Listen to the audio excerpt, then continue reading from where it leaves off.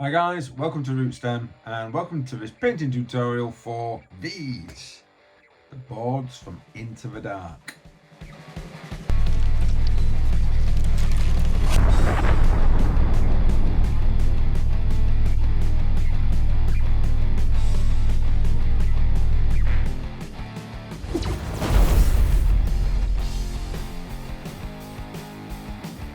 Hi guys, thank you very much for joining me. In today's video we're going to be painting up the Into the Dark terrain pieces. I did call them boards in the opening, apologies for that.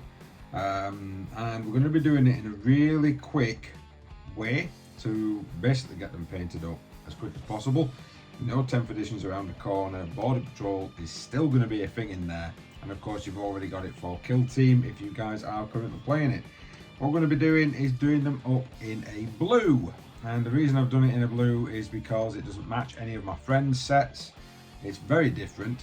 I'm trying to make it look less wrecked than the other terrain boards and tutorials that I've seen that always talk about putting a high amount of rust onto everything.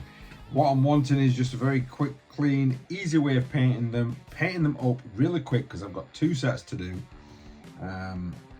Probably using a little bit of an airbrush to try and get through some of the other steps. And of course just showing you guys how we got about and managed to make these really fast. Now the first thing we've got to do is to get these sprayed up. Now I didn't actually take a video of that, unfortunately. I'll put a picture up showing you the aftermath of one of my boards that I put down in my garage while I'm spraying, because the garage is underneath my house. But effectively it's a black spray followed by a blue spray.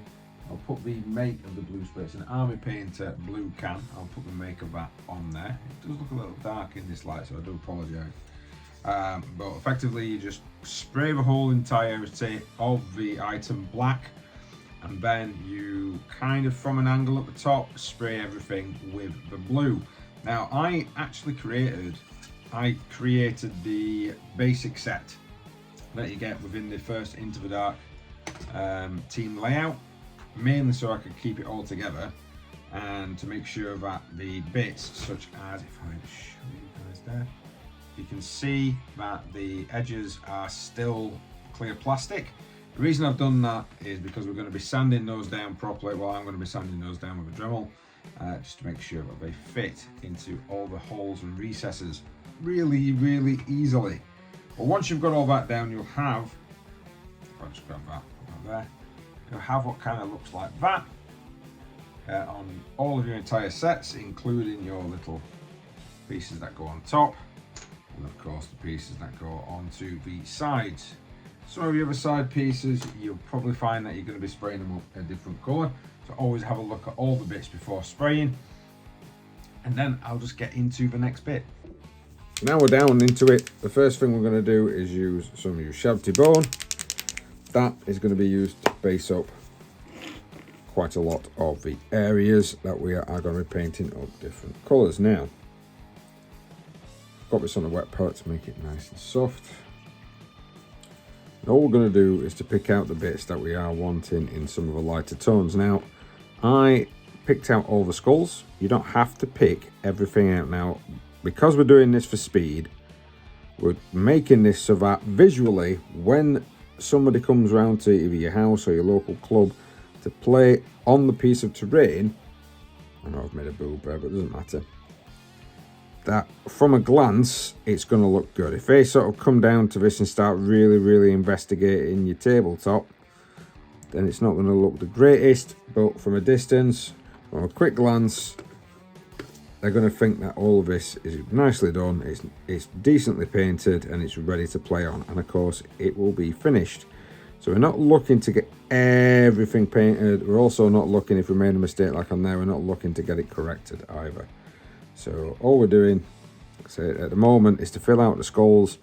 Any of the pipe work that you're wanting to be a brighter colour, we're going to be using a lot of contrast paints on this because it's nice, quick, simple and easy. So now what we put Wraithbone in various little bits. As you can see, I put some on the pipes, we've got some on the skulls. This is another piece where we've got bits on the glass, and I've put bits onto the handles, door handles, again some more on the wires and bits on your lamp, sort of the lamp areas. I've also gone through with some, as you can see on this one, with some silvers. So we've started putting some silver bits in that we're actually wanting to be silver. We've dry brushed some silver on the others. I've actually put these together. I haven't put the silver onto these just yet, but I'll put these together to make it easier to handle while you're painting. And on here, what we're going to do is to silver up the pipe. We're going to silver up this bit here. We're going to silver up this bit, and we're going to silver up that there. Up on the opposite side, just whatever you want to do. You haven't actually got to silver up any of it if you don't want to, but just little bits. Just make sure that something has had to change of colour. And next up, we've got a little bit of Black Legion that we're going to be putting on here. So Black Legion, just fine bits. I'm going to just kind of paint those up. You can do whole entire sections if you want to, or you can just do little accents of things, like these turning knobs here. I'll just paint that up. I'm using a medium layer brush just to make sure that I've got complete control over the Black Legion. I don't want to, we're not being neat, but I don't want to be too crazy with it.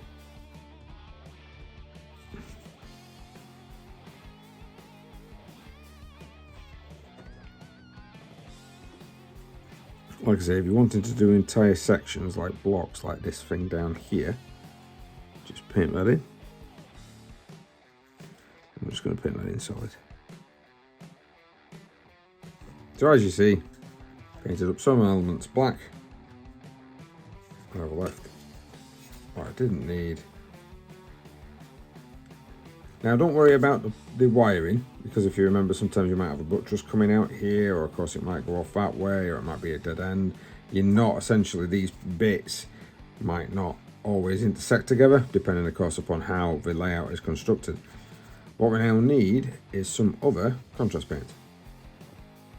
Now we have our little black pieces in there, we're going to move on to a contrast red. Now you don't have to follow me exactly for this, you can use your own colours. You don't even have to follow the blue, it's just to give you an idea of how quickly something like this can be done. All I'm going to do with the red is to pick out the, I've got another brush here, just pick out some of the pipes that we actually have painted up. And then you can pick out some of the ones that you haven't painted up, and it'll give it a slightly different tone. Making it look like a different wire.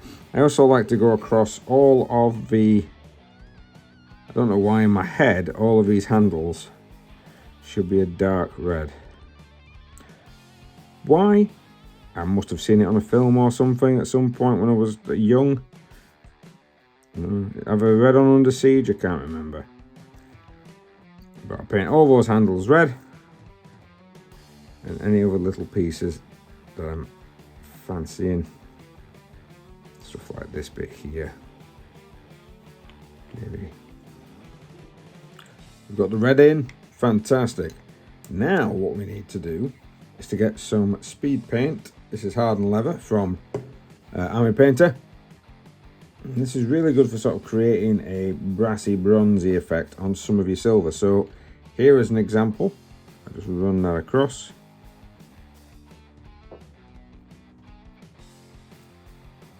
If I run it onto that one there, you can pick out elements on your silver panels using this colour. Now we're going to grab hold of some contrast skeletal hoard, and we're going to do those bone pieces. Give it a good lathering.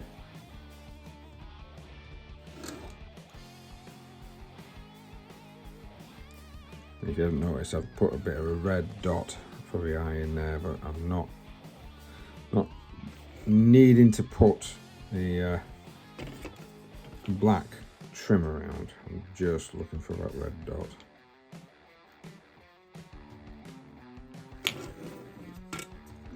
Because you've not really seen the other side much as well, you can see I've done a nice little bit of contrasting two different types of canisters. You can paint them all the same, you can paint them a bit different. We've even gone and used a bit of green on that one there for the light. Oh, and I've used a bit of green as well, just thinned down for the glass. So that includes these bits here. And now what we're going to do is we're going to dry brush the entire thing in Ushabti Bone. So once the Ushabti Bone is dry, we're going to grab it. We're going to find our little, where are you? Some lights somewhere. Oh, there's only a couple on this one, but we're going to find our little lights. We're going to get the airbrush, get some demonic yellow in here, get some dead white from, but one's army painter, the other one is Vallejo. I'm just going to, there we are. So I've mixed it all in and we're ready. And we're just going to paint the lights.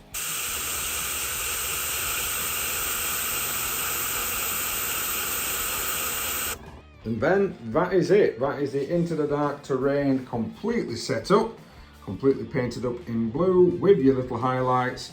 It was fast, it was quick, and if I'm honest with you, it looks pretty good on the battlefield. Don't get me wrong, it doesn't stand up to a huge inspection. If you want to get right in there, then you can probably see some of the flaws, but that's not the whole point of terrain. The whole point of terrain is to make it look good, and let you get yourself into that immersion, and let you get yourself some figures on the table and play some games. Thank you very much for watching, guys. Please like, share, subscribe, hit that notification button if you do want to see more, and we'll see you in the next video.